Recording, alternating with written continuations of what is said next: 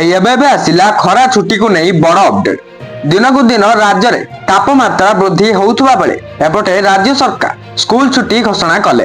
हेले केते दिन स्कूल छुट्टी दिया जिवो ए नै वर्तमान आसीची बहुत बड़ अपडेट। चलंतु आउ डेरी न करी फटाफट अपडेट टी जानिबा। हेले ताहा पूर्व वीडियो को लाइक करी चैनल को सब्सक्राइब करी बेल आइकन को प्रेस करी ऑल रे क्लिक करी रखिबा को जमार भी भूलंतु नै, काहेकि ना जहां भी किछि नवा नवा अपडेट आसुची ए चैनल माध्यम रे सर्वप्रथम देखिया को पाई जिवे। चलंतु आउ डेरी न करी संपूर्ण अपडेट ऊपर नजर पकेइबा। सूचना और लोक संपर्क विभाग तरफ आसी सारी ए नहीं नोटिस। तापमात्रा वृद्धि जगु 3 दिन स्कूल बंद रहिबो।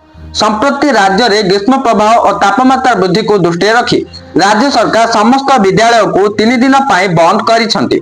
चलित एप्रिल 18 रु 20 तारीख पर्यंत समस्त सरकारी अनुदान प्राप्त एवं बेसरकारी विद्यालय गुड़ी को बंद रखा निष्पत्ति निया जायछि।